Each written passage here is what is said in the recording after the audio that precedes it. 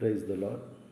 ప్రభువునందు ప్రియమైన దేవుని బిడ్డలారా, అందరికీ కూడా హృదయపూర్వకమైన వందనాలు తెలియజేస్తూ ఈరోజు ఈ కార్యక్రమంలో దేవుని యొక్క వాక్యాన్ని మనం ధ్యానించుకోబోతూ ఉన్నాం. వింటున్న మీ అందరికీ హృదయపూర్వకమైన వందనాలు నేను తెలియజేస్తూ ఉన్నాను. దేవుని యొక్క వాక్యము అంశం ఏంటంటే, నీవు దేవుని చేతిలో జిగటము నువ్వు యేసుక్రీస్తు వారి చేతిలో విరవబడిన రొట్టెవు. జాగ్రత్తగా గమనించాలి. దేవుని చేతిలో మట్టిగా, యేసుక్రీస్తు వారి చేతిలో విరవబడిన రొట్టెగా విరవబడాలి. ఎప్పుడైతే ఆ విధంగా నువ్వు విరవబడతావో, ఎప్పుడైతే జిగటమన్నుగా దేవుని చేతిలో ఉంటావో, ఆయన అనగా సృష్టికర్త అయిన దేవుడు, నిన్ను సృష్టించిన దేవుడు, నిన్ను రూపించినటువంటి దేవుడు తనకిష్టమైనటువంటి పాత్రగా ఆయన రూపింపజేస్తాడు. మనం ఎప్పుడైతే ఆయన చేతిలో మట్టి ముద్దగా జిగటమన్నుగా వెళ్ళామో, ఇక ఆయన చేతిలో మనం ఆయన ఇష్ట ప్రకారంగా, ఆయన ఆలోచన ప్రకారంగా, ఆయన తలంపుల ప్రకారంగా మనం తయారవుతాం, సిద్ధపడతాం.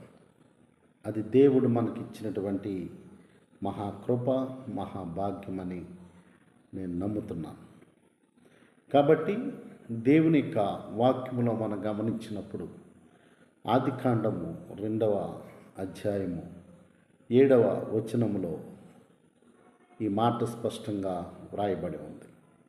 దేవుడైన యెహోవా నేలమంటితో నరుని నిర్మించి వాని నాసికా రంధ్రములలో జీవవాయువును ఓదగా నరుడు జీవాత్మ ఆయను.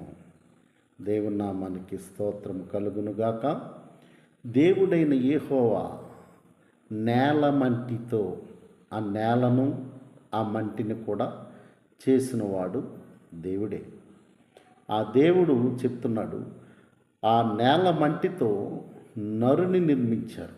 నిర్మాణం, మానవ జీవితాన్ని, మనుష్యుణ్ణి దేవుడు నిర్మించాడు.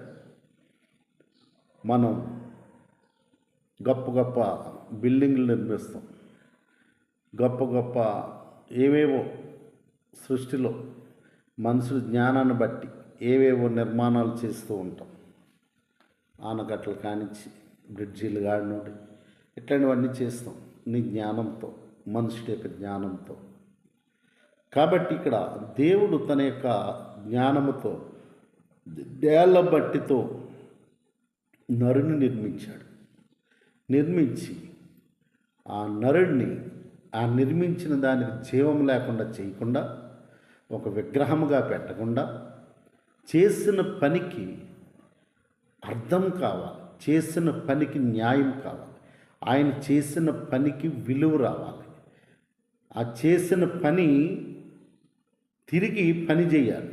ఆయన ఏ పని అయితే చేస్తున్నాడో, ఏ విధంగా పని చేస్తున్నాడో ఆ విధంగా చేసినటువంటి ఏదైనా కూడా తిరిగి పని చేయటం మొదలు పెట్టాలి. పని చేయకుండా చేసినటువంటిది అట్లాగే ఉండుంటే అది సృష్టి కాదు, అది దేవుడికి అంగీకారమైనది కూడా కాదు. అది బంగారంతో చేస్తావా, ఇనుముతో చేస్తున్నావా, ఇత్తడితో చేస్తున్నావా, విలువైనటువంటి పదార్థములతో నువ్వు ఏది చేసినా అది వ్యర్థమే. ఏదైతే చేస్తున్నారో అది తిరిగి పని చేసినప్పుడు దానికి విలువ వస్తుంది, దానికి ఒక రూపం వస్తుంది, దానికి ఒక పేరు వస్తుంది. అలాగే ప్రభు అయినటువంటి సృష్టికర్త అయినటువంటి దేవుడు ఈ నేల నుండి, ఈ మట్టి నుండి చేతిలో జిగటమన్నును తీసుకొని దానిని నరుడిగా చేశాడు. నరుడిగా చేసి దానికి నాసికా రంధ్రములలో ఊదాడు. నాసికా రంధ్రం, ఈ ముక్కు యొక్క రంధ్రాలలో ఆయన ఊపిరి ఊదగా జీవాత్మ అయిందని చెప్తూ ఉన్నాడు. నరుడు జీవాత్మ, మనుష్యుడు జీవాత్మ, జీవించి ఉండేవాడు. జీవితకాలంలో ఈ ఊపిరి ఉన్నంత వరకు, దేవుడు ఊదినటువంటి ఊపిరి ఉన్నంత వరకు నరుడు జీవాత్మగా ఉంటాడు. దేవుడు ఆ ఊపిరి ఒక్కసారి ఊదాడు అంటే జీవితకాలం ఉంటుంది. జీవితకాలం ఉంటుంది. దేవుడు ఆ ఊదినటువంటిది ఒక కొలమానములో ఊదుండొచ్చు. నరుడింతకాలం బ్రతకాలి అని అలాగే ఊదాడు. ఆ ఊపిరి అంత బలమైనది, ఆ ఊపిరి అంత శ్రేష్టమైనది, ఆ ఊపిరి అంత ఘనమైనది. ఆ దేవునికి సాధ్యమైంది. భూమి మీద ఎవరికి సాధ్యం కాదు, ఎవరికి సాధ్యం కాదు. బొమ్మలు చేసి ఆ బొమ్మలకు ఊపిరిది మీరు పని చేయండి అంటే ఎవరి వల్ల కాదు. అందుకే ప్రపంచానికి ఆకాశంలో కానీ, సముద్రంలో కానీ, భూమి మీద కానీ ఉన్నటువంటి ఒకే ఒక్క నామం ప్రభు అయిన యేసుక్రీస్తు వారి నామం. ఆ నామమే తప్ప ఏ నామములోనూ జీవము లేదు. హల్లెలూయా. ఏ నామంలో కూడా జీవము లేదు. ఇది ప్రపంచ ఛాలెంజ్గా ఉన్నటువంటి మాట. దేవుడు ఊదినటువంటి ఆ ఊపిరి లేకపోతే చాలామంది ఈ రోజున అనేక రకాలుగా ఆర్గ్యుమెంట్ చేస్తున్న వాళ్ళు కూడా ఏదో ఊది ఇదిగో అని చెప్పేవారే. అంత శక్తిమంతులు ఉన్నారు. కానీ ఆ మనుషుడి యొక్క శక్తి ఊపిరి ఊదటానికి సరిపోవట్లేదు, ఊపిరి తీసేయటానికి సరిపోతుంటాం. మనిషి ఊపిరిని తీసేస్తున్నారు కానీ మనిషికి ఊపిరి పోసి మనిషిగా జీవించి ఆత్మగా ఎవ్వరి వల్ల అవ్వట్లేదు. ఆమేన్. కాబట్టి దేవుడు జీవాత్మ అయి ఉన్నాడు.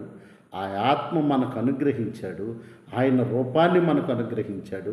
ఆయన శక్తిని మనకు అనుగ్రహించాడు. ఆయన పాదాలను పట్టుకునేటువంటి భాగ్యాన్ని మనకిచ్చాడు. హల్లెలూయా. అది ఆయన చేతిలో నేను ఎప్పుడైతే మట్టి ముద్దగా మారతామో, మట్టి ముద్దగా జిగటమున్నగా ఆయన చేతిలోకి వెళ్తామో, ఆయన నిన్ను నన్ను కూడా ఆయనకి ఇష్టమైన పాత్రగా ఆయన చేసుకుంటాడు. దేవుని నామానికి స్తోత్రం కలుగును గాక. సరే, మన్నును తీసుకొని జీవాత్మగా చేశాడు. మన పితరులు కొంతమందిని మనం గమనిస్తూ ఉన్నప్పుడు ఒక విషయాన్ని గమనించాలి. మన ఇర్మియా గ్రంథంలో చక్కగా వ్రాయబడినటువంటి ఒక మాట మనం చూసినప్పుడు 18వ అధ్యాయము, ఇర్మియా గ్రంథము 18వ అధ్యాయంలో ఒక మాట మనం చదువుతాము. ఆ మాట ఏంటి అంటే 6వ వచనం.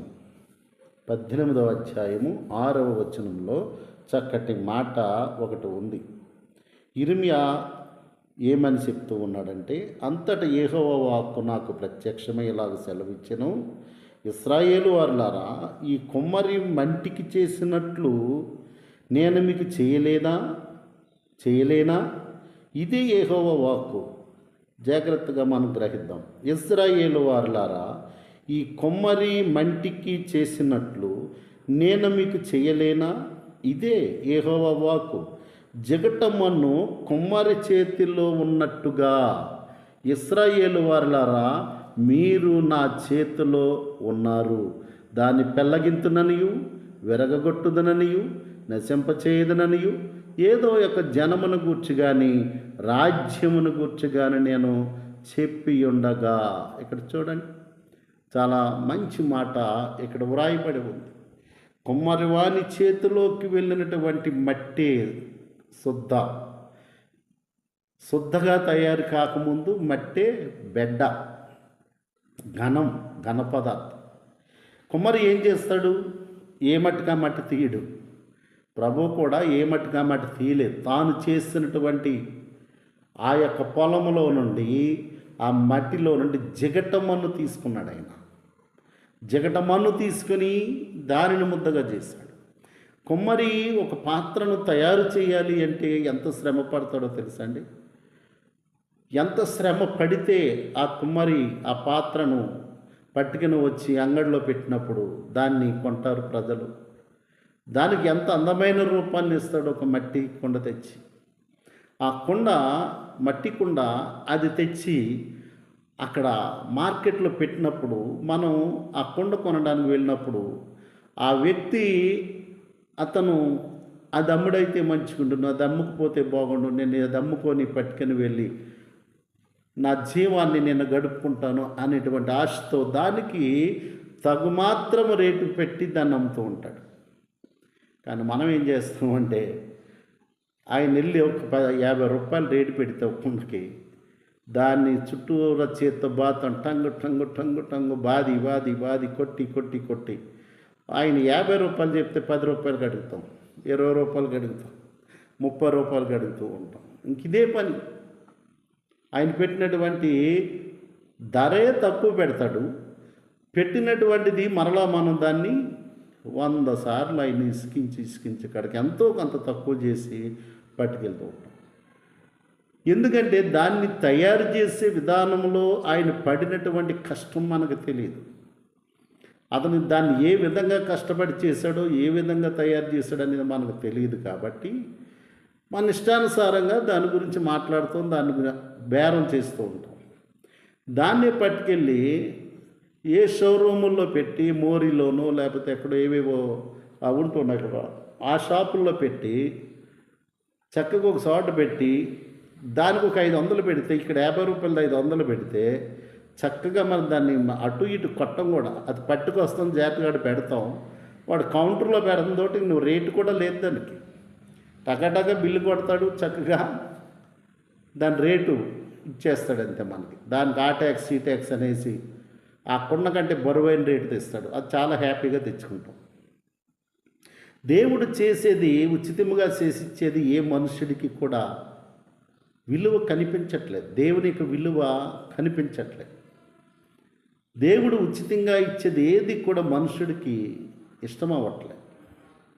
ప్రతిది కూడా షో పుట్టప్లో చేసేదే మనుషుడికి అంగీకారం అవుతుంది తప్ప, సృష్టికర్త అయినటువంటి దేవుడు ఇచ్చినటువంటి భాగ్యంలో నువ్వు పొందుకున్నటువంటి ఆ భాగ్యాన్ని చాలా ఈజీగా, చులకనగా నువ్వు గ్రహిస్తూ ఉన్నావు.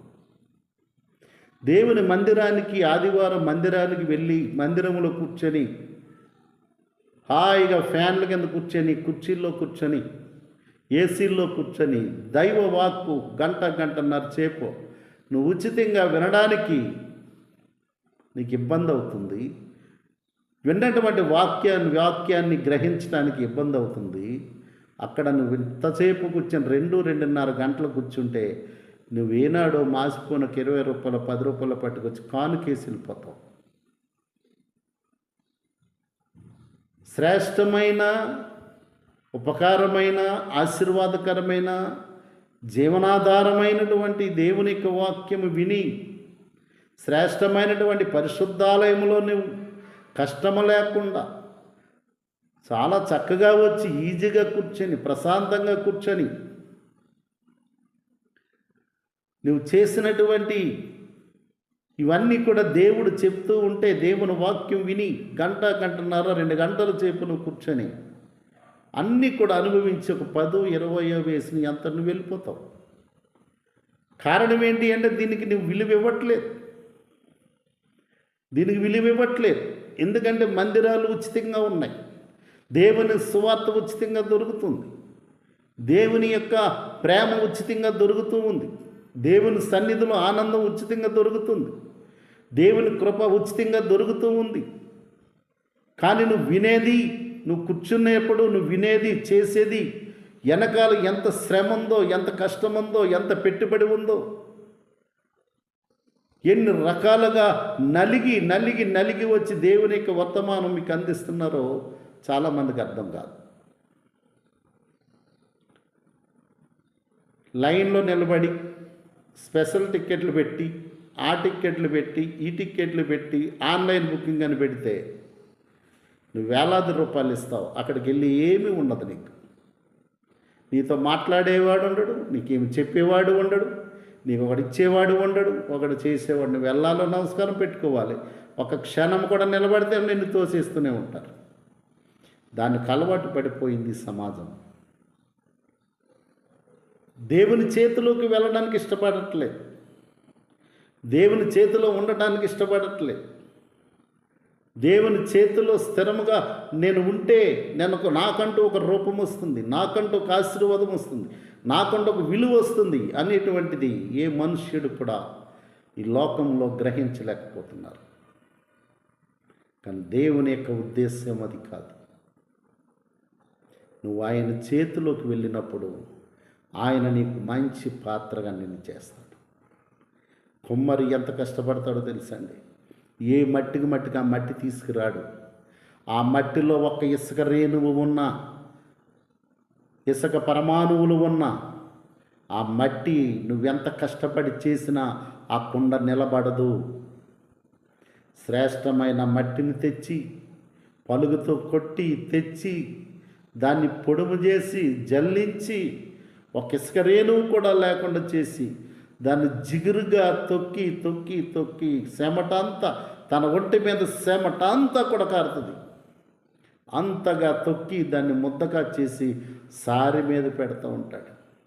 ఆ సారి మీద పెట్టి తిరుగుతూ ఉన్నప్పుడు ఒక్కొక్కసారి తను అనుకున్నటువంటి రూపం రాకపోతే మళ్ళా విరిగిపోద్ది. మరలా దాన్ని ముద్దగా చేస్తాడు, మరలా ముద్దగా చేస్తాడు, మరలా ముద్దగా చేస్తాడు.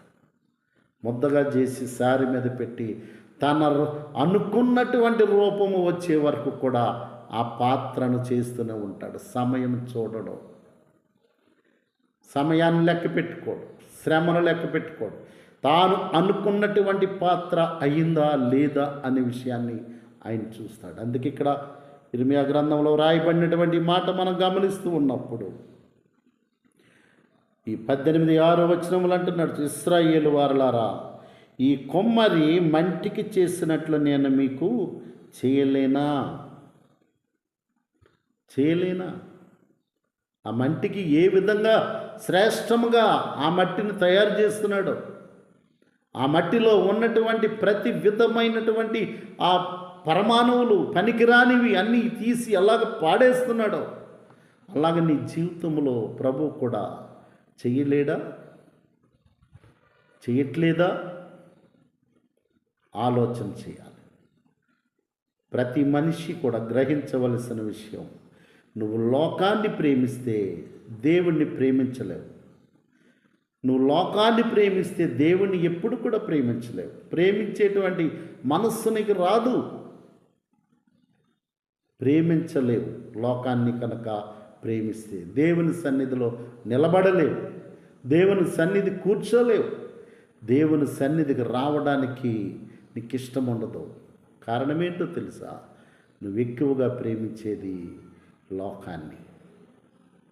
అందుకే ప్రభు చెప్తున్నాడు, నువ్వు వస్తావా ఇరుకు మార్గంలో ప్రయాణం చేయి, లేదా విశాల మార్గంలో ప్రయాణం చేయి. 2 పడవల మీద కాలు పెట్టొద్దు జీవితానికి. ఉంటే నరకం లేదా స్వర్గం, రెండే ఉన్నాయి. ఆ రెండింటిలో ఏది కావాలో ఆలోచించవలసినది మనమే. దేవుని చేతిలో జిగటమన్ను వలె మనం వెళ్ళిపోయి ఆయన చేతిలో కనుక ఉంటే మనకొచ్చేటువంటి ఆశీర్వాదాలు ఎలాగుంటాయి? లేదా ఆ లోకంకి వెళ్ళిపోయి లోకస్తుడితో ఉండి ఆ లోకంలో ఉంటే మనకొచ్చేటువంటి ఆశీర్వాదాలు ఏంటి, దీవెనలు ఏంటి అనేది ఆలోచన చేయాలి. అందుకే ప్రభువారు మనలను తన చేతిలోనికి తీసుకొని ఒక గొప్ప పాత్రలుగా చేసి ఆయన మనల్ని నడిపించినటువంటి దేవుడు. హల్లెలూయా. కాబట్టి దేవుని యొక్క ఆశీర్వాదము చాలా గొప్పది. ఆ ఆశీర్వాదం ప్రభు యొక్క చేతిలోకి వెళ్ళింది, ప్రభు చేతిలోకి వెళ్ళింది. ఈ లోకంలో నీవు ఉన్నావు, లోకంలో జీవిస్తున్నావు, లోకస్తులతో జీవిస్తూ ఉన్నావు. లోకంలో ఎంతో ఉంది. ప్రభువును ప్రేమించకుండా లోకాన్ని ప్రేమిస్తున్నావు. కానీ ఇక్కడ ప్రభు అయిన యేసుక్రీస్తు వారు వచ్చిన తర్వాత తండ్రి యొక్క చేతిలో నువ్వు ఉన్నవాడిగా నువ్వు ఉన్నట్లయితే నువ్వు ఖచ్చితంగా ప్రభుల వారి చేతిలోకి వెళ్ళవలసిందే. ప్రభువైన యేసుక్రీస్తు వారి చేతిలోకి వెళ్ళాలి. అక్కడ అద్భుతమైనటువంటి మట్టిగా జిగటమన్నుగా ఆయన విరిచి నేను ఒక అపురూపమైనటువంటి వ్యక్తిగా నిన్ను తయారు చేస్తే ప్రభువైన యేసుక్రీస్తు వారు నిన్నెట్లా తయారు చేశారనేది మత్తయి సువార్త 26వ అధ్యాయము 26వ వచనములో ఆయన విరిచిన రొట్టె ద్వారా మనకు అర్థమవుతూ ఉంది. చూడండి ఒక మాట, మత్తయి సువార్త 26వ అధ్యాయము 26వ వచనం. వారు భోజనము చేయుచుండగా యేసు ఒక రొట్టె పట్టుకొని దానిని ఆశీర్వదించి విరిచి తన శిష్యులకు ఇచ్చి, ఇక్కడ చూడండి, వారు భోజనము చేయుచుండగా యేసు ఒక రొట్టె పట్టుకొని దానిని ఆశీర్వదించి విరిచి తన శిష్యులకు ఇచ్చి. దేవుని నామానికి స్తోత్రం కలుగును గాక. ఇక్కడ జాగ్రత్తగా కొన్ని విషయాలు మనం గ్రహించాలి. ప్రతి సంఘంలో కూడా ఈ ప్రభు బల్ల అనేటువంటిది ఇస్తూ ఉంటారు. ప్రభు బల్ల లేనటువంటి సంఘాలు నాకు తెలిసి ఉండవు. ఒకవేళ అలాంటి సంఘాలు ఉంటే నా ఉద్దేశం అంతా ప్రజలు ప్రభు చేతిలో ఉన్నట్టు కాదు. ఇది ఖచ్చితంగా ఉండాలి, విరవబడాలి, ప్రభు చేతిలో విరవబడాలి. నువ్వు జిగటమన్నుగా ప్రభు చేతిలోకి వచ్చి విరవబడినప్పుడు ఏ విధమైనటువంటి రూపాన్ని దేవుడిచ్చి ఏ విధమైనటువంటి జీవితాన్ని ప్రభు ఇచ్చాడో అలాగ ప్రభు అయిన యేసు చేతిలోకి వెళ్ళి నువ్వు విరవబడకపోతే విరగబడిపోతావు. అందుకే ఈ రొట్టె ద్రాక్ష రసము ప్రభు అయిన యేసుక్రీస్తు వారు పరిచయం చేశారు. క్రీస్తు పరిచయం చేసింది మనం చెయ్యాలి, తప్పదు. తప్పుడు సిద్ధాంతాలు పెట్టుకొని ఏవేవో చేస్తే కాదు మనిషి జీవితానికి. అది తప్పు సిద్ధాంతాలు అవి. క్రీస్తు వారు చేసింది ఖచ్చితంగా శిష్యులకు ఇచ్చారు, అందరికీ ఇవ్వలేదు. అది ఆ రొట్టె విరిసి శిష్యులకు ఇచ్చారు. ఆ రొట్టె ఎవరైతే నీటి బాప్తిస్మం తీసుకుంటున్నారో, ఎవరైతే రక్షణ పొందుకుంటున్నారో, ఎవరైతే మారు మనసు పొందారో, ఎవరైతే పాప క్షమాపణ పొందుకున్నారో, క్రీస్తు బిడ్డలుగా క్రైస్తవ్యంలో ఎవరైతే ఉంటున్నారో వారికి మాత్రమే క్రీస్తు తన శిష్యులకు ఇచ్చిన విధంగా ఆ రొట్టె తీసుకొని విరిచారు. ఆయన విరవబడాలి. విరవబడకపోతే నీ జీవితంలో నువ్వు ఎరగబడటం నేర్చుకుంటావు. గర్వం, అహంకారం, గొప్పతనం, ఒక కులము, ఒక మతము, ఓ గొప్పతనము, లేనిపోయినటువంటి ఏవేవో అన్నీ కూడా లోక సంబంధమైనవన్నీ సమకూర్చుకొని మెటమెటలాడుతూ ఉంటావు, ఎరగబడుతూ ఉంటావు. ఎరగబడేది ఎదుగుతూ ఉంటుంది.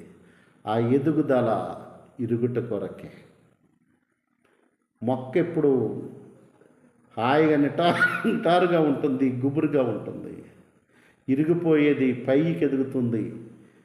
గాలి వచ్చినప్పుడు అటు ఇటు నన్ను చూడు, నా అందం చూడంటూ అటు ఇటు కొట్టుకుంటుంది. గట్టిగా తుఫాను వస్తే గిరిగ ముక్కలై కింద పడిపోతుంది. ఈ మొక్క అయితే గుబురుగా అలాగే ఉంటుంది. నువ్వు క్రీస్తు చేతిలోకి వస్తే గుబురుగా ఎదిగేటువంటి మొక్కలాగా ఉంటావు. క్రీస్తు చేతిలో నువ్వు విరవబడకపోతే విరగబడే స్థితిలో నువ్వు ఉంటావు. అందుకే యేసయ్య ఆ రొట్టె తీసుకొని ఆ రోజు ఆ కార్యక్రమాన్ని చేశారు. దేవుడు ఇప్పుడు కూడా ఈ రొట్టె సంఘంలో మనం ఇస్తాం కాబట్టి సంఘాన్ని దేవుడు ఎప్పుడు కూడా ఏం చేస్తాడంటే, అందరం ఉంటాం కాబట్టి, భక్తులు పరిశుద్ధులు ఉంటారు కాబట్టి ముందుగా సంఘాన్ని విరుస్తాడు. సంఘాన్ని విరిచి తర్వాత ఆశీర్వదిస్తాడు. విరిచి ఆశీర్వదిస్తాడు. నువ్వు ఒక్కడగా నువ్వు ఆశీర్వాదాలు ఎలా పొందుకుంటావు అంటే, ముందు సంఘములో నువ్వు చేర్చబడాలి, సంఘములో విరవబడాలి, సంఘములో నేర్చుకోవాలి, సంఘములో పాటలు పాడాలి, సంఘములో వాయిద్యాలు వాయించాలి, సంఘములో పరిచర్య చేయాలి. సంఘములో నువ్వెంత గొప్ప వ్యక్తివైనా కావచ్చు, నువ్వు ఐఏఎస్ఆ, ఐపీఎస్ఆ, సీఎంవా, పిఎంవా, ఇంకో ఎంవా కాదు, ఏ ఎం అయినా పర్వాలేదండి. ముందు క్రీస్తు నామములో వంగి పని చేయట నేర్చుకోవాలి. వంగి ఉండాలి. వంగి ఉండకపోతే, వదకకుండా ఉంటే నీ జీవితంలో నువ్వు ఎదగలేవు. ముందు వదకటం నేర్చుకోవాలి. వదకటం నేర్చుకున్నప్పుడు ఎదగటం ఆటోమేటిక్గా ఎదుగుతావు. నువ్వెప్పుడైతే వదకకుండా ఉంటావో, పెద్దలకు, గొప్పవారికి, సేవకులకి, పరిశుద్ధులకి నువ్వెప్పుడు పరిచర్య చేయకుండా, గౌరవం ఇవ్వకుండా, ఇష్టానుసారంగా గర్వంతో, అహంకారంతో ఉంటావో, నువ్వు విరుగుట కొరకే తప్ప పెరుగుట కొరకు కాదనే విషయాన్ని గమనించాలి. ఇసుక ఉన్నటువంటి మట్టి సౌండ్ ఎక్కువ వస్తుంది. కాల్చినప్పుడు ఏమవుతుందో తెలుసు, పట్ట పట్ట పట్ట సౌండ్ వస్తుంది. కానీ అది తయారైన తర్వాత చూస్తే, నీళ్ళు పోస్తే అన్నీ కారిపోతూనే ఉంటాయి. దాని చరిత్ర అట్లా ఉంటుంది. కానీ జిగటమన్నుగా తయారైనది, నేర్పరి చేతిలోకి వెళ్ళినది, పనివారి చేతిలోనికి వెళ్ళినది ఏదైతే ఉన్నదో అది కొన్ని తరాలు ఆశీర్వాదకరంగా జీవిస్తుంది, ఆశీర్వాదకరంగా ఉంటుంది. దేవుడు అబ్రామును పిలిచాడు. అబ్రామా, ఇంకెంతకాలం ఈ పనులు చేసుకుంటావు? ఎంతకాలం ఈ పనులతో నువ్వు బ్రతుకుతూ ఉంటావు? ఈ కుటుంబంతో నువ్వు లే, అక్కడి నుంచి లేగు అన్నాడు. అంతే. ఎప్పుడైతే దేవుడు లేవమన్నాడో అబ్రాము మారుమాట చెప్పకుండా లేచాడంతే. దేవుడు నా మనస్తోత్రం కలుగును గాక. చెప్పిన మాట వినాలి. లే అనడంతోటే లేచాడు. వచ్చాడు. అక్కడికి వచ్చిన తర్వాత, వెళ్ళు, మీ బంధువుల యొద్దనండి, మీ స్వజనము నుండి నువ్వు వెళ్ళిపో, ఎక్కడ ఉంటాకు వీల్లేదు. నేను చెప్పే చోటకల్లా నువ్వు వెళ్ళు, నీకు కావలసిన దీవెన నేను ఇస్తాను. వెళ్ళాడు. కొన్ని సంవత్సరాలు వెళ్ళిపోయాడు. ఎప్పుడు గొప్ప ఆశీర్వాదాలు పొందుకున్నాడో తెలుసా? దేవుడు చెప్పింది చేశాడు, దేవుడు చెప్పినట్లుగా నడిచాడు. ఆయన చెప్పింది చేయటం వల్ల ఎప్పుడు వాడు గుర్తుపెట్టుకోవాలి. దేవుడు చెప్పింది. దేవుడు ఏం చెప్తాడు? దేవుడు ఎవరితో చెప్తాడు? సేవకుల ద్వారా చెప్పిస్తాడు. ఆనాటి ప్రవక్తల ద్వారా చెప్పించాడు. ఈనాడు సేవకుల ద్వారా చెప్పిస్తున్నాడు. గ్రహించాలి. సేవకుల విషయంలో కూడా నీవు సరి అయినటువంటి విధానంలో, సరి అయినటువంటి భక్తుడిగా, పరిశుద్ధుడిగా, దేవుని వాక్యాన్ని వినేటువంటి మనసు, హృదయం, తలంపు నీకుంటే నీకు బోధించేటువంటి సేవకుని కూడా నువ్వు అంచనా వేయగలవు. జోలు పట్టుకుని జాలిగా వచ్చినటువంటి సేవకుడు వేరు, దేవుని పరిశుద్ధ గ్రంథము పట్టుకొని ఒదిగి నీ యొద్దకు వచ్చిన సేవకుడు వేరు.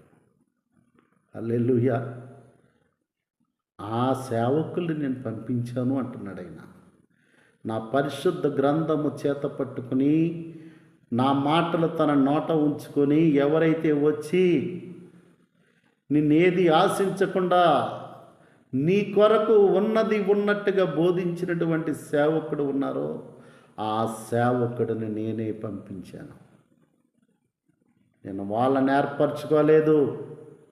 నీ కొరకు సిద్ధపరిచినటువంటి, ఏర్పరిచినటువంటి సేవకులు ఉన్నారు. నేను ఏర్పరిచిన సేవకుల వల్లని దేవుడు, సృష్టికర్తైన దేవుడు ఆనాడే చెప్పాడు. నువ్వు గ్రహించాలి. ఎవరం ఈ రోజున చూడండి, ఎన్ని రకరకాల బోధలు, రకరకాల ఒకరు తిట్టుకోవటం, దుమ్ము పోసుకోవటం, ఆయన ఈయనంటాడు, ఈయన ఆయన అంటాడు, ఇష్టానుసారం. ఎందుకండి ఇవన్నీ మనకు అవసరమా? ఆయన ఊపిరి నీలో ఎంతకాలం ఉందో నీకు తెలియదు. ఆయన ఊదినటువంటి ఊపిరి, ఆ ఊపిరి నీలో ఎంతకాలం ఉంటుందో నువ్వు గ్రహించు. అది గ్రహించాలి ముందు.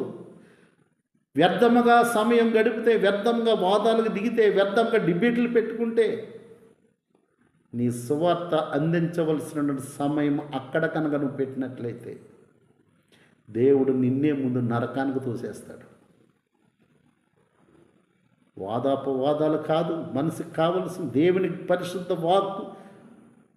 ఎవరైతే నశించిపోతున్నారో, ఏ ఆత్మలైతే నశించిపోతున్నారో వాళ్ళకి బోధించు. అది కావలసినటువంటిది. లెక్క అక్కడ ఆయన వచ్చే రోజున ఆయన వస్తాడు, సింహాసనాసీనుడై ఉంటాడు. ఆయన ముందు నిలబడినప్పుడు తెలుస్తుంది ఎవరు ఏంటి అనేది. మనం ఇక్కడ చెప్పుకోవటం కాదు. నీకిచ్చిన పని, ఆ కుమ్మరివాడి పాత్ర నీళ్లతో నింపినప్పుడు నీళ్ళు కూల్ చేసి వాళ్ళకి ఇవ్వటమే. వంట చేసుకుంటే ఆ వంట కాల్చబడుతూ ఉన్నప్పుడు కాలుతూ లోపల దాన్ని ఉడికించి రుచికరమైన పదార్థాన్ని ఇవ్వడమే ఆ కుండ పని.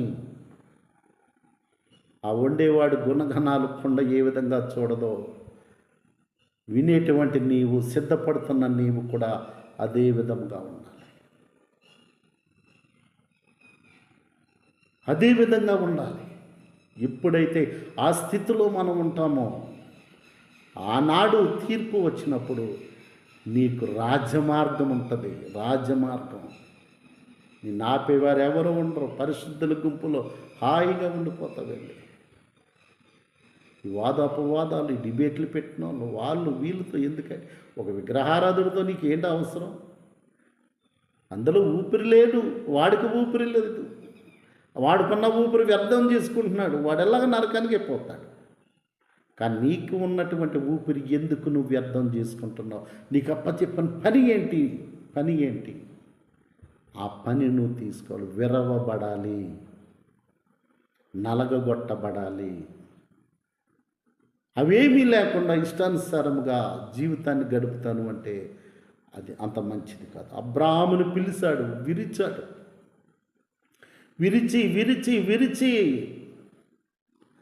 అబ్రహాముకి 99 సంవత్సరాల వయసు వచ్చిన తర్వాత అబ్రహాముగా మార్చాడు. దేవుని నామానికి స్తోత్రం కలుగునుగాక. అబ్రహాముగా మార్చాడు. ఇక నుండి నీవు అబ్రహాం అనబడవు. నువ్వు అనేక మందికి నువ్వు తండ్రి అవుతున్నావు. నువ్వు చూడండి, ఒక్క కుమారుడు గురించి కూడా అడగలేదు ఆయన. నా పెళ్ళి అయింది, 99 వచ్చింది, నా సంగతి ఏంటి, అయ్యో నన్ను అలాగా ఏనాడు కూడా ప్రభు దగ్గర అనలేదు. ఆయన వెళ్ళమన్నాడు, వెళ్ళాడు. నడవమన్నాడు, నడిచాడు. ఆ కుటుంబాన్ని కట్టాడు. చిన్నాన్న కుమారుడిని తీసుకున్నాడు, కూడా వెళ్ళిపోతూనే ఉన్నాడు. న్యాయముగా సంపాదన. దేవుడు ఎక్కడుంటే అక్కడ ఆశీర్వాదాలు వస్తున్నాయి. అందుకే అబ్రహాము గురించి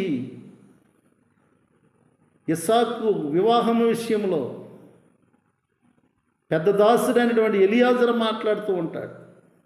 తన దాసుడి గురించి మాట్లాడతాడు, యజమానుడి గురించి మాట్లాడతాడు. దాసుడైనటువంటి ఈ వ్యక్తి, ఒక దేవుని దాసుని గురించి ఒక వ్యక్తి మాట్లాడాలి అంటే ఎలియాజరులాగా మాట్లాడాలి. నా యజమానుడు దేవుడు ఆశీర్వదించుకొలది గొప్ప ధనికుడైపోయాడు. హల్లెలూయా. మన గురించి చెప్తారండి. ఒకవేళ మనం ధనవంతులైపోయి పెద్ద హైయెస్ట్ పొజిషన్లు ఉంటే మన చేతిలో ఉన్నవారు, మన జీతం తీసుకుంటున్నవారు, వాళ్ళు పక్కకి వెళ్ళి ఏం చెప్తారో ఒకసారి గ్రహించండి. మనకు తెలుస్తుంది కదా, మన నాయకులు ఎలాగ ఎదిగిపోయారు, ఎలాగొచ్చారు. వాళ్ళు అంటారు, అదంతా మా బ్లడ్ తిరిగిలేని బ్లడ్ అంటారు, మా రక్తం నీతివంతమైన రక్తం అంటారు, నీతి నిజాయితీ కలిగిన కుటుంబం అని చెప్తారు. అది వాళ్ళకు తెలియాలి, ఆ దేవుడికి తెలియాలి. కానీ నిజంగా ఎలియాజరు ఆయన గురించి చెప్తున్న మాట, దేవుడు ఆశీర్వదించే కొలది నా యజమానుడు గొప్పవాడు, చాలా ధనవంతుడు, ఐశ్వర్యవంతుడు. అది సాక్ష్యం. 99 సంవత్సరాల కాడి నుండి ప్రభువు చేతిలో జిగటమన్నుగా ఉండి, 99 సంవత్సరాలు ఆయన చేతిలో ఉండి అక్కడ పాత్రగా రూపింపబడిన తరువాత అబ్రహాం అని పేరు పెట్టి పిలువబడ్డాడు. దేవుని నామానికి స్తోత్రం కలుగును గాక. ఒక 10 రోజులు సంఘానికి వెళ్తావు, ఏ రోగాలతోటో జబ్బులతోటో అదో ఇదో చేసి, అక్కడ మేలు కాకపోతే ఇంక సంఘం పనికిరాదు, మళ్ళీ ఇంకో సంఘానికి వెళ్ళిపోవాలా. ఇదే సంఘం, నేను ఏదో అనుకుని వచ్చాను, ఇక్కడ ఏం జరగట్లేదు, వేరే చోటకి వెళ్ళిపోతాం. ఇక్కడ ఎందుకంటే నిన్ను పొడిచి వాక్యము నిన్ను కరిగిస్తూ ఉంటుంది, కాబట్టి బాధ వచ్చేసి వెళ్ళిపోతూ ఉంటాం. ఇది కాదు, నాకు ఇంకో సంఘం వెళ్ళిపోతాం. 99 సంవత్సరాలు మహనీయుడు ఆయన చేతిలో పడి ఉన్నాడండి. ఒక్క సంవత్సరం కాదు, అన్ని సంవత్సరాలు ఆయన చేతిలో పడి జిగటమన్నుగా ఉన్నటువంటి ఆ వ్యక్తి ఒక్కసారిగా ఒక పాత్రగా రూపింపబడినప్పుడు, నీవిక్కడి నుండి అబ్రాము కాదు, అబ్రహాము, విశ్వాసులకు తండ్రివి, అనేక మందికి తండ్రి అవుతావు నీవు అని ప్రభువులు వారు చెప్పినప్పుడు ఆశ్చర్యపోయాడు ఆయన. నేనా ఈ వయసులోనా? ఆయన ఆ వయసే చూశాడు, దేవుడు ఇంకో అంత వయసు ఇచ్చేశాడు ఆయనకి. హల్లెలూయా. అద్భుతమైనటువంటి ఆయుష్కాలం పెంచాడు, శక్తినిచ్చాడు, బలమునిచ్చాడు. మామూలుగా కాదండి, దేవుని చేతిలో ఉంటే. దేవుని చేతిలో ఉన్నవారి ఆనందం చాలా గొప్పగా ఉంటుంది. చేతిలో డబ్బు ఉండకపోవచ్చండి, బట్టలు ఉండకపోవచ్చండి, ఉంటాకిల్లు లేకపోవచ్చండి, ఒక నలుగురు సంఘము ఉంటే చాలు. హల్లెలూయా. నీకు 4 కోట్ల ఆస్తి ఎంతో, దేవుని సేవకునికి సరి అయినటువంటి 4 కుటుంబాలు కొన్ని వేల కోట్లతో సమానం. హల్లెలూయా. అందుకే సామెతల గ్రంథంలో ఒక మాట ఉంటుంది, వ్యవసాయమును శ్రద్ధగా చేసుకునేవాడికి ఆహారము కొదువు ఉండదు. వ్యవసాయం శ్రద్ధగా చేసుకునేవాడికి ఆహారము కొదువు ఉండదని చెప్పాడండి జ్ఞాని అయినటువంటి సొలొమోను. నువ్వే పనైనా శ్రద్ధగా చెయ్యి. దేవునికి ఏ పని చెప్పాడు, ఆ పనిని శ్రద్ధగా నువ్వు చేస్తే నీకే కొదువ ఉండదు. ధనవంతుడు అయిపోవటకు పరిగెట్టకు, కోటేశ్వరుడు అయిపోవాలని అనుకోకు. అది నీది నాది కాదు. ఆయన చేతిలో జిగటమన్నుగా ఉండాలనే తాపత్రయం ఉండు. ఒకనాడు ఒక గొప్ప పాత్రగా చేస్తాడు, తిరిగి లేని పాత్రను వహిస్తాం. అలాగే విరిచాడు, యోసేపుని విరిచాడు, దావీదుని విరిచాడు, యోబుని ఆశీర్వదించి విరిచాడు. వాళ్ళందరనేమో విరిచి ఆశీర్వదించాడు. కష్టాలను తీసుకెళ్ళి ఒక్కసారిగా ఆశీర్వదించాడు. యోబుని ఫస్ట్గా ఆశీర్వదించి విరవటం మొదలుపెట్టాడు. అదే మనలో ఉంటున్నటువంటిది. దీనికి తట్టుకోవాలి. అది ఈజీయే. ముందుది పేదవాడుగా పోతూ ఉంటే ఇబ్బంది ఉండదు. ఓ పేదవాడు ఒకేసారి ఐశ్వర్యవంతుడై ధనము సంపాదించి, కోట్లు సంపాదించి, కార్లు సంపాదించి, ఆస్తి సంపాదించి ఒకేసారి కరిగిపోయి కింద పడిపోతే ఎలా ఉంటుందో ఒకసారి ఆలోచించండి. యోబుకి ఆ స్థితి. అందుకంటున్నాను నేను, ముందుగా యోబుని యోబుని ముందుగా ఆశీర్వదించాడు. ఆశీర్వదించాడు. ఎంత ఆస్తో, ఎంత ఐశ్వర్యము, ఎంత గొప్ప బిడ్డలో, చాలా గొప్ప ఘనత. దేవుని సన్నిధిలో దేవుని ఎంత యథార్థవంతుడు, దేవునితో యథార్థవంతుడు అనిపించుకున్నవాడు యోబు. గొప్ప భక్తుడు అనిపించుకున్నవాడు యోబు. దేవునితో సాక్ష్యం చెప్పించుకున్నవాడు యోబు. అందరికీ అందరూ సాక్ష్యాలు చెప్తారు, యోబుకి దేవుడు సాక్ష్యం చెప్పాడు. హల్లెలూయా. దేవుడు యోబుకి సాక్ష్యం చెప్పాడు యోబు గురించి. ఎంత అద్భుతమండి జీవితాలు. క్రైస్తవులు అయిపోయామంటే కాదు, బీసీసీలు లేదా ఆసీలు ఈసీలు అనుకుంటే కాదు. దేవుని సన్నిధిలో ఏ బిడ్డగా నువ్వు ఉంటున్నావు, దేవుని సన్నిధిలో ఎలా జీవిస్తున్నావు, ఇవన్నీ ఎందుకండి? ఈ లోక సంబంధమైనవి మనకు అవసరమా?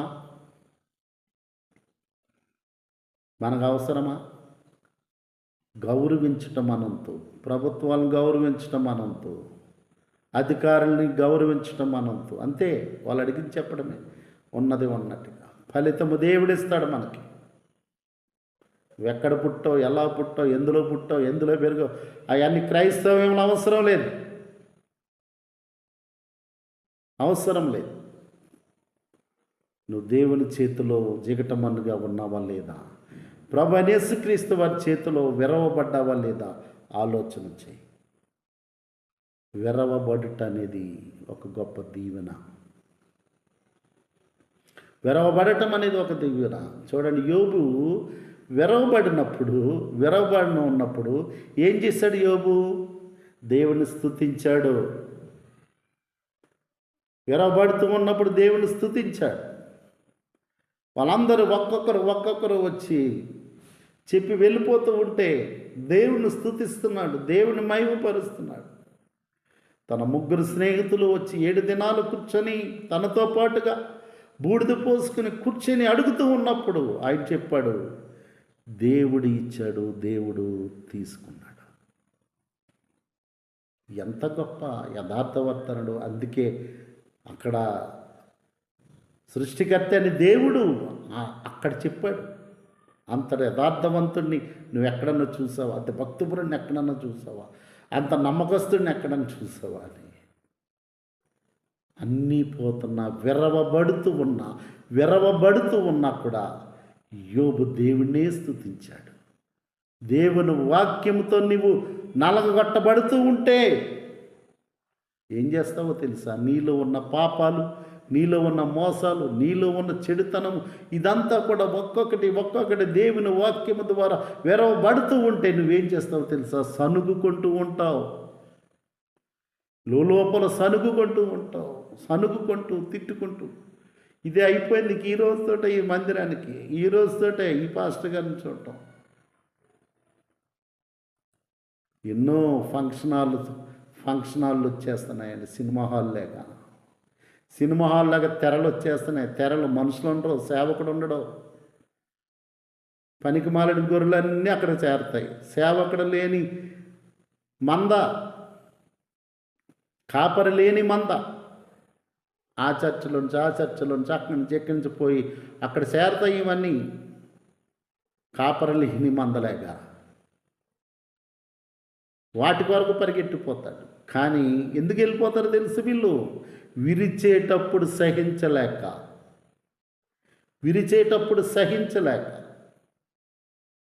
విరిచేటప్పుడు నువ్వు విరగాలి. అది నీకు దీవెన. ఎప్పుడైతే ఆయన చేతితో తీసి ఆ రొట్టెను విరిచాడో, ఆ రొట్టె శిష్యులకు ఇచ్చాడు. ఆయన చేతిలో తీసుకుని కృతజ్ఞతాస్తుతులు చెల్లించి ఆ రొట్టెను దేవుని వైపు చూపించి ప్రార్థన చేశాడు. అనేక వేల మందికి ఆహారంగా మారిపోయి, అనేక వేల మందికి ఆహారంగా మారిపోయి గంపల ఆశీర్వాదాలతో మిగిలిపోయినాయి. ఏది ఇష్టం? విరవబడుట, పొగడబడుట? నిన్ను పొగుడుతూ ఉన్నాడంటే నువ్వు నాశనం అయిపోతావు. జాగ్రత్త. ఉన్నది ఉన్నట్టుగా నీ గురించి మాట్లాడితే సహించాలి. ఇలాంటి బాధ, ఇలాంటి కన్నీరు, ఇలాంటి నొప్పి విరవబడిట్లో ఉంటుంది. హల్లెలూయా. యెషయా గ్రంథంలో 53వ అధ్యాయంలో ప్రభువైన యేసుక్రీస్తు వారి గురించి మొదటి 5 వచనాలు మనం చదువుకున్నట్లయితే, ఎండిన నేలలో మొలిచినటువంటి మొక్క వలె ఉన్నాడంట. స్వరూపమైనను లేదు, సొగసైనను లేదు. దేవుని యొక్క వాక్యములో మనం గమనించినట్లయితే ఏమైపోయింది ఆ స్వరూపం, ఏమైపోయింది ఆయన సొగస్సు? నీకు నాకు ఇచ్చాడండి. ఆయన విరవబడ్డాడు. ఆయన విరవబడి సిలువ మీద విరగబడి రక్తమును కార్చి ఆ శరీరాన్ని నీకు నాకు ఇచ్చేసి నిన్ను నన్ను సజీవులుగా ఉంచి ఆ మరణాన్ని తెచ్చినటువంటి, మరణాన్ని జయించినటువంటి మహా గొప్ప యోధుడు, గొప్ప హీరో మన ప్రభువైన యేసుక్రీస్తు వారు. హల్లెలూయా. నువ్వు క్రైస్తవుడు అంటావు, క్రైస్తవ బిడ్డవు అంటావు, సినిమాలకు వెళ్తావు, సినిమాలు చూస్తావు, ఎవడో ఒకడిని హీరో పెట్టుకుంటావు, దేవుని విడిచిపెడతావు, వాడిని పొగుడుతూ ఉంటావు. గ్రహించాలి. దేవుని వాక్యము వింటున్నటువంటి నా ప్రియ సహోదరి, ప్రియ సహోదరుడు, ఇప్పుడున్న హీరోలు నీ జేబులు ఖాళీ చేయటకు వచ్చారు. ఆనాటి మన హీరో తన జేబులోనిది మనకిచ్చి వెళ్ళిపోయాడు ఆయన. హల్లెలూయా. సినిమా రిలీజ్ అయితే 1000 రూపాయలు, 2000, 3000 బ్లాక్ టికెట్లు కొనుక్కొని వెళ్తాం, ఇంట్లో అన్నీ అమ్ముకొని. కానీ నీ తండ్రి, నా తండ్రి అలా చేయలేదు. ఆయన జేబులో ఉన్న సమస్తము కూడా మనకిచ్చాడు. నువ్వు ఆయన తండ్రి అని పిలిస్తే చాలు, తండ్రి అని పిలిస్తే చాలు, ఏ కొదువ లేకుండా. కానీ విరుస్తాడు సుమా. ఒక టీచరు ఒక పిల్లవాడిని మంచి స్టూడెంట్గా తయారు చేయాలని ఆశిస్తూ ఉంటే బెత్తం చేతిలో ఉంటుంది. బెత్తం లేకుండా టీచింగ్ చెప్పే టీచర్లు కాదు, బెత్తము వాడకుండా, బెత్తము దెబ్బలు తినకుండా చదివే పిల్లలకి చదువు కాదు. బాగా అర్థం చేసుకోండి. ఈరోజు అంతా డబ్బులు పెట్టి కొంటున్నాం కాబట్టి మన పిల్లల్ని టీచర్ కొట్టినా బాధే, ఏదన్నా బాధే. గవర్నమెంట్ కూడా ఈరోజు ప్రభుత్వాలు వస్తున్నాయి, కానీ అన్నీ కూడా డబ్బులు ఇచ్చే వస్తున్నాయి కాబట్టి వాళ్ళ మాటలే, పిల్లలు కొడతాగలేదు, తిడతాగలేదు, ఏం చేయటం లేదు అంటే వాళ్ళు ఎలాగన్నా ఉండనివ్వండిరా బాబు అని చెప్పటం. కానీ దైవ సన్నిధులు అలా లేదు. ఒకే ఒక్క బోధకుడు, కరెక్ట్ అయిన బోధకుడు, ఆయనే క్రీస్తు, ప్రభు అయిన యేసుక్రీస్తు. అలాంటి బోధకుడు ఎక్కడ లేడు. ఆ బోధన అనుసరించి నడిచేవాడే ఆయన బిడ్డ. ఆ బోధన అనుసరించి నడిచేవాడు, ఆ బోధన బోధించేవాడే ఇతరుల యొక్క యోగక్షేమాలు కోరేవాడు. అందుకే ఇక్కడ దేవుని యొక్క వాక్యములో మనం గమనిస్తూ ఉన్నప్పుడు ఇక్కడ ప్రభు మాటలు మనకు సంతోషాన్ని ఇస్తాయి. ఇర్మియా గ్రంథం 15వ అధ్యాయము ఒక మాట చదువుకుని మనం ముగించుకోబోతున్నాం. ఇర్మియా గ్రంథము 15వ అధ్యాయం. కొంతమందికి ఇవి బాధాకరంగా ఉండొచ్చేమో, కానీ దేవుని యొక్క వాక్యం ఎలాగుంటుంది అనేటువంటిది మనం చూద్దాం. 15వ అధ్యాయం 15వ వచనము నుండి, యెహోవా, నా శ్రమ నీకే తెలిసి ఉన్నది, నన్ను జ్ఞాపకము చేసుకొనుము, నన్ను దర్శించుము, నన్ను హింసించు వారి కొరకై ప్రతిదండన చేయము. నీవు దీర్ఘశాంతి కలిగిన వాడివే, నన్ను కొనిపోకము, నీ నిమిత్తము నాకు నింద వచ్చుచున్నదని తెలుసుకొనుము. ఇక్కడ మాట్లాడుతున్నాడు చూడండి, ఇర్మియా మాట్లాడుతున్న మాటల్లో, నీ మాటలు నాకు దొరకగా నేను వాటిని భుజించితిని. సైన్యములకు అధిపతియగు యెహోవా, దేవా, నీ పేరు నాకు పెట్టబడిన గనుక నీ మాటలు నాకు సంతోషమును, నా హృదయమునకు ఆనందమును కలుగజేయుచున్నవి. హల్లెలూయా. దేవుని యొక్క వాక్యములో గమనించినప్పుడు దేవుని మాటలు అవి దొరుకుతూ ఉన్నప్పుడు వాటిని ఏం చేశాడంటే ఇర్మియా పూజించాడంట. దేవుని వాక్యం బోధిస్తూ ఉన్నప్పుడు ఆసక్తిగా మనం విని ఆ మాటలు మనం మరలా నెమరు వేసుకుంటూ ఉండాలి. ఆ మాటలు మనకు దొరకటం కష్టం. నువ్వు గంట కూర్చొని బైబిల్ చదవలేవు కదా, ఓ గంట హాయిగా కూర్చొని వాక్యం ధ్యానించలేవు కదా. ఒకనాడు నువ్వు మంచి క్రైస్తవుడివే కావచ్చు, కానీ ఈనాడు కాదు. ఎందుకో తెలుసా? నీ ముందు నీ గోడ ఎంత ఉందో అంత టీవీ కనపడుతుంది నీకు. నీ చేతిలో రిమోట్ ఉంటుంది, లేదా ఒక సెల్ ఫోన్ ఉంటుంది, నీకు చాలా పెద్ద సెల్ ఫోను. టీవీ లేకపోతే నీ దగ్గర కూర్చుంటావు, అస్తమానం ఏదో చూస్తూనే ఉంటావు. దేవుని వాక్యాన్ని చదువుకునేటంతటి సమయమునికి లేదు. వినాలి, విన్నది హృదయపూర్వకంగా విన్నది నెమరు వేసుకోను. ఇక్కడ ఇర్మియా గారు చెప్తున్నటువంటి మాట, నీ మాటలు నాకు దొరకగా నేను వాటిని భుజించితిని. సైన్యములకు అధిపతికి యెహోవా దేవా, నీ పేరు నాకు పెట్టబడిన గనుక నీ మాటలు నాకు సంతోషమును, నా హృదయమునకు ఆనందమును కలుగజేయుచున్నవి. సంతోషించే వారి సమూహంలో నేను కూర్చోలేనయ్యా ఇంకా అన్నాడు. అర్థం చేసుకోండి ఆ సంతోషం ఎలాంటిదో. నేను ఆడ కూర్చోలేను ప్రభువా, నీ మాటలు నాకు దొరకగా వాటిని భుజించింది. నీ వాక్యము జుంటి తేనె దారల కంటే కూడా ఎంతో ఎంతో మధురం, ఎంతో మధురం. అలాంటి వాక్యాన్ని నువ్వు ధ్యానించాలి, అలాంటి వాక్యం నువ్వు వినాలి. అది వినాలి అంటే నువ్వు దేవుని చేతుల ముందుగా మట్టి శుద్ధగా ఉండాలి. నువ్వు పాపివి, నేను పాపిని ప్రభువా, నేను పాపిని, నీ చేతిలోకి తీసుకోవయ్యా, నీ చేతిలో నన్ను పెట్టుకోవయ్యా అని ప్రభు దగ్గర ప్రాధేయపడినప్పుడు ఆయన చేతిలోకి వెళ్ళావంటే కొంతకాలము ఆయనతో నువ్వు సహవాసం చేస్తే, ఆయనతో నువ్వు సహవాసం చేసి ఉన్నట్లయితే నువ్వు ఒక పాత్రగా మార్చబడతావు. ఎప్పుడైతే పాత్రగా మార్చబడ్డావో అనేక ఆశీర్వాదాలు జీవితకాలము వస్తూనే ఉంటాయి. హల్లెలూయా. కాబట్టి ముందు దేవుని చేతిలో మట్టి పాత్రగా, మట్టి ముద్దగా తయారవు. ప్రభు అయిన యేసయ్య చేతిలోకి వచ్చాక ఆశీర్వాదాలు కావాలంటే యేసు అనే నామం ఆయన చేతిలోకి వచ్చినప్పుడు విరవటం మొదలు పెడతాడు.